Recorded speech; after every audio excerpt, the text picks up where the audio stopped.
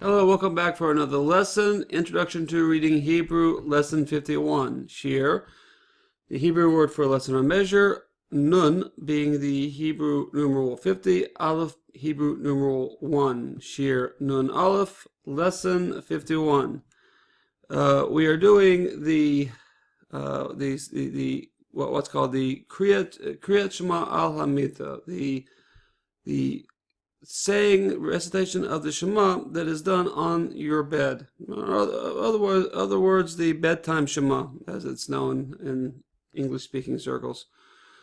Okay, we say the Shema, we affirm God's oneness and the overarching idea of the Torah before we go to bed, because sort of a maudlin thought, we're not sure if we're going to wake up. So we want, if possible, we want our last spoken words to be an affirmation of core values. Okay, so before that, though, we have a little selection, another little poem or song called Laila Bo, Night Comes. Number 1, Laila Bo, Night Comes. 2, Lila, Lila, Lila Bo, night, night, night comes. 3, Lila Bo, night comes. L'kriyat Shema, 4, Kriyat Shema, for the recitation of the Shema. 4, Lila Bo, L'shena, night comes, for sleep. L'shena, for sleep. 5, L'kriyat Shema, for the recitation of the Shema, L'shena, and for sleep. 6, Laila, Laila Bo, night, night comes. Okay, now let's get on to the Kriyat Shema Al Hamita. Kriyat Shema Al Hamita. Okay, the prayer, they call it the prayer for going to bed at night, otherwise known as the Bedtime Shema. Okay, we have some introductory words, and then we have the Shema. This lesson will be a little bit longer lesson than usual, so we will just bear with me. Okay, line 8.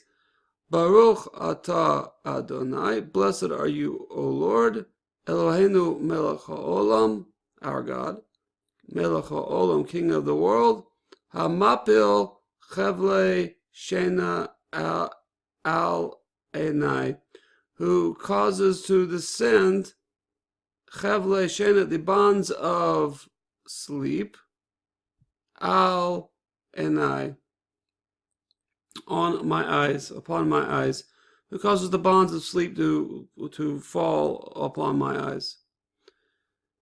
10, Utnuma Al Af Apai, and slumber, Tnuma Al Af Apai, on my eyelids.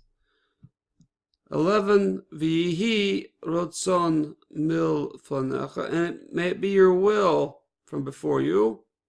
12, Adonai, Lord, Elohai, my God, and Elohei Avotai, and the God of my forefathers. 13, Tashkivenu l'shalom, that you should cause me to lay down in peace, l'shalom. V'sam midenu l'shalom, and to cause me to rise up in peace. 14, El Melech Naaman, God, faithful, Melech Naaman, faithful king. And this is what we say at night, immediately before saying the Shema. And then 15, famous verse that we all know, we've done before. Shema Yisrael, hear, Shema Yisrael, Israel. Adonai, the Lord, Eloheinu, is our God. Adonai Echad, the Lord is one. And then in an underbreath, we say, Baruch Shem Kavod Malkuto Leolam Va'ed. Baruch, blessed, Shem is his name. Kovod Malkuto, the his glorious kingdom. Leolam Va'ed, forever and ever, for all eternity, as they say. So we have some vocabulary here. Laila means night. Shena is the verb for sleep. And Kriyat Shema means recitation of the Shema. Okay, next page. This is a rare 2-page lesson. The next section of the Shema is called Ve'ahavta. Okay, 17. Ve'ahavta et Adonai Elohecha. And you shall love, ve'ahavta, and you shall love, et, direct object. What should you love? Adonai Elohecha, Lord your God. Bekol levavcha, with all levavcha, your heart. Ubekol nafshecha, and with all your soul. Ubekol me'odecha, and with all your might. Now, I had this week I had a communication with a learner, somebody who's learning with us, and he asked a question concerning shvaz. So without getting into terminology too much, his problem was precisely this. What happens when we have two shvaz side by side?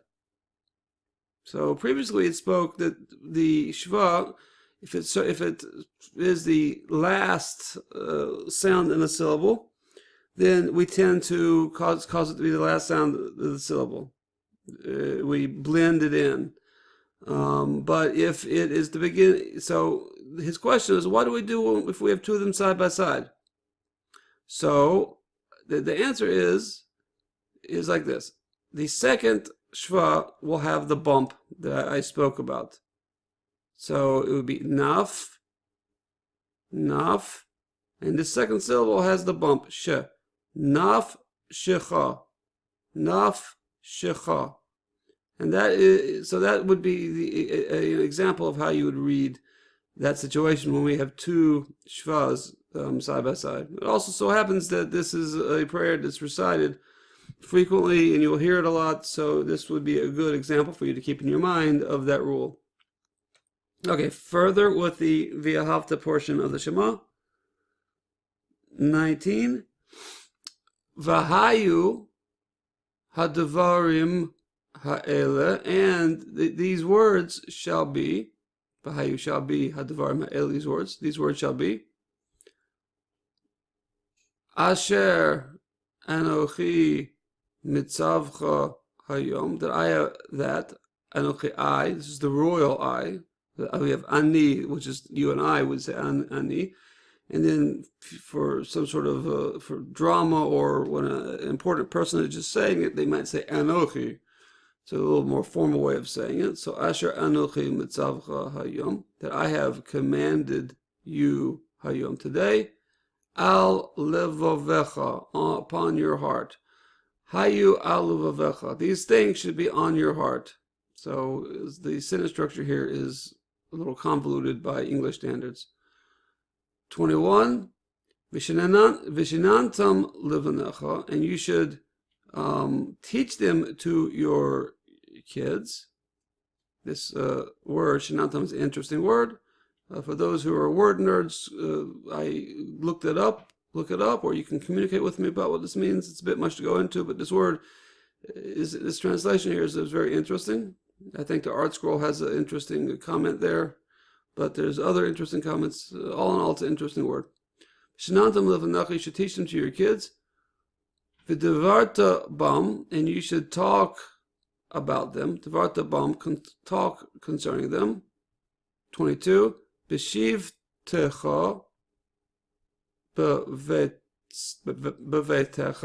when you sit in your house. And notice here again we have that bump. B'shiv techa b'vetecha. When you sit in your house, and velech techa baderech, and when you go out on your way, again the bump, v'shach v'cha, v'shach v'cha, when you lay down, when you shachav, when you lay down, kumecha, and when you rise up, kum means to stand or rise, 24. Ukshartam laot al yodecha, and you should bind them laot as a sign al yodecha on your hand, your arm. Again, this is referring to the tefillin. And ot means something that you can see. 25. V'hayu latotafot ben enecha, and it should be as an ornament ben enecha, before your eyes. 26. Ukatavtam al mezuzot betecha, and you should write them al mezuzot, on the doorpost betecha of your house. Sharecha, and on your gates. The mezuzot are the actual doorposts. In colloquial Hebrew, or in Yiddish, or in English, everyday usage amongst Jews, the mezuzah we usually think of as referring to the piece of parchment with the Shema and the Ve'ahavta written on it. But the actual term for mezuzah literally means doorpost. Okay, and finally, 27. This is not part of the Shema. Baruch Adonai Bayom. Blessed is the Lord by day. Bayom.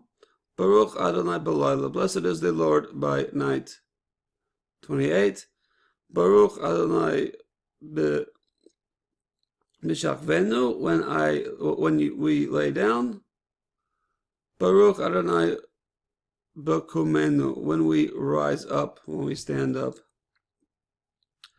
Okay, that was that. Like I mentioned, I had a very wonderful interaction this week with one of the students. If you have any questions concerning this material, please feel free to reach out to me. I try to make myself available.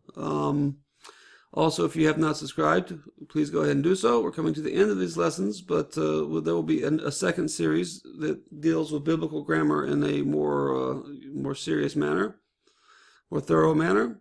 Okay. I hope you've benefited from this lesson. Kol Tuv V'Slachah Rabbah. We'll see you next time. Keep learning.